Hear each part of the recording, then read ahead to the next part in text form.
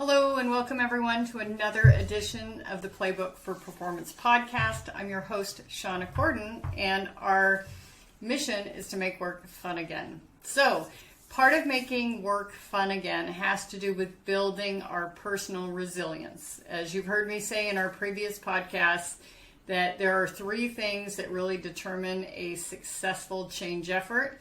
That has to do with leadership, leading yourself, leading others, communication, being clear and succinct with expectations, and then finally personal resilience. And how do we build resilience? Well, we need to be really well grounded and we need to have our act together. And so this is part of our 20-week challenge. We're helping people build their personal resilience. Free to join. You don't need to do the lessons in order, but I encourage you to recruit your friends, come join. This is lesson 2 in the series, and last week we talked about tolerations. This week we're talking about getting clear of the past. Well, what does that mean, getting clear of the past?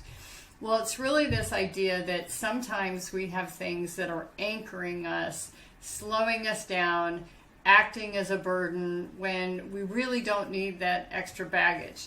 It's kind of like hauling around something that doesn't have a handle. It's really kind of heavy, not very fun to carry. So, what are some examples of that? Well, it might be some labels that you have either given yourself or other people have given you that you don't really appreciate. I do a branding exercise with all my clients when they first start to get to know them better.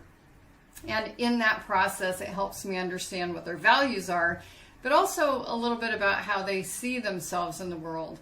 And the ones that are really strong, good foundation, etc., their labels are very affirming. You know, I'm patient, I'm kind, I'm creative, I'm resourceful, things like that.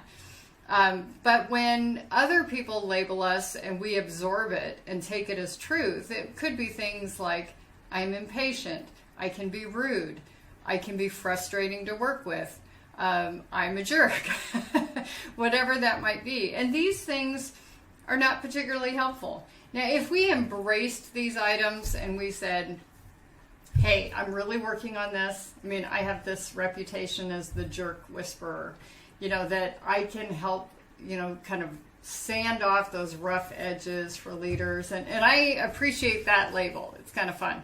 But it sort of suggests that people have to be a jerk to work with me. And I have lots of very lovely clients. So that's not true. And so the label could be slowing me down a little bit. It could be also hurtful words. Somebody said something unkind, and instead of us absorbing it as they were having a bad day, their dog just died, things aren't going well, we just said, oh, it's all me. We really absorbed it as our own problem. And there have been a lot of times, again, 150,000 people have gone through this class with me. There have been times in the past where people confronted the person who said those hurtful words. They said, it really hurt me, et cetera, et cetera. And 90% of the time, and I think it's actually genuine, these people said, that's not what I meant. I wasn't talking about you. I wasn't da-da-da, or I was having a bad day. Forgive me. I never thought that you internalized that. So I give you full permission to just say that person was wrong. It wasn't about me. It was about them. Okay? And this can be, your third grade teacher telling you couldn't draw, your junior high boyfriend saying you were a bad kisser, your first really lousy manager in corporate who just accused you of being a bad person, whatever it might be. I give you full permission to say, that person was wrong, that is not who I am. And then finally, of those words that were said, did you absorb any of those and say, well, I can't draw, or I can't sing, or I'm never going to be a good lover, or whatever it might be? Those are things we really need to correct and reframe. So let's get into the solutions about getting clear of the past. It might be giving yourself a new label. You might say, I'm creative, I'm fun. So personal example, I'm a coda. I grew up with deaf parents. That meant that I shouldered a lot of responsibility quite early in my life. And so I was always the responsible one. And frankly, I'm kind of tired of that. I would like to be the fun one. I would like to be, cheerful and spontaneous and all of that. And I really struggle with that. And perhaps if I gave myself a new label as the fun seeker, then, I would kind of live up to that. So I'll play with that one. It could be an affirmation. Now, some tricks to affirmations, and these tips come from Jack Canfield. We want to start them with I am, and we want to use a present tense verb. I am fun. I am helpful. I am, whatever those things are. We want to include that, as well as some things like how grateful you are that this thing has happened. I'm so happy and grateful that I can be such an excellent coach to so many people to help them build their foundation. Okay? Also, the whole reframing thing. That last piece of, my mom really didn't mean to say that. She was under a lot of pressure. It was stressful. Things were different. I never knew how things were hard for her. Or my manager. My manager always feels trapped in the middle. The top's telling him stuff he can't possibly accomplish. The bottom is telling him why he can't do it. And he feels like there's no way out. He didn't mean to snap at me the other day. He's just under a lot of pressure. Okay? So those are some of the things we can do to get clear of the past. I also want to share a couple of techniques that people have used over the years. It might be to write a letter to someone who was hurtful. You may or may not send it, especially if the person has passed on. It might be good enough to just express what you need to express and then burn the letter. Okay? In general, the experience my students have had in the past is somebody says, that isn't what I meant. I'm sorry. But sometimes they're like, whatever. I mean, that person is a jerk. So if you're looking for them to apologize, think twice. They may not apologize.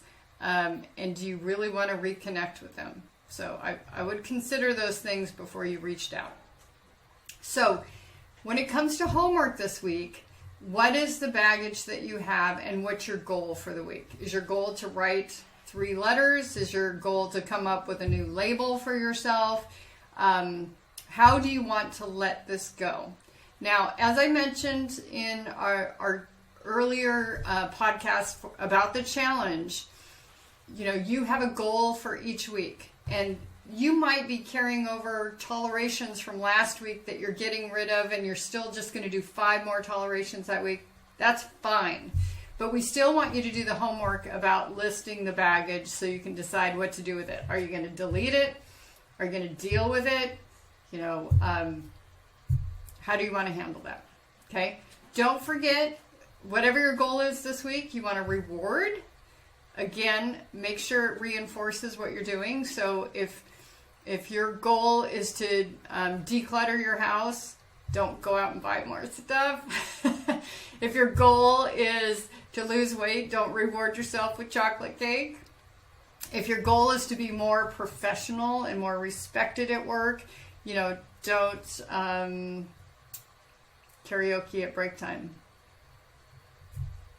I had to think of something there. Okay. And then the consequence. Remember that a consequence is something you benefit from as opposed to a punishment.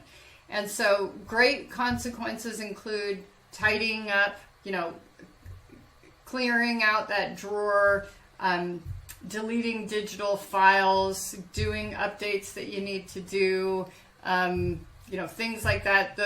They're not fun for anybody, but we really do benefit from taking care of that business. So feel free to put a comment in below. Let us know, what's the baggage, how you dealing with it. By all means, others, please comment.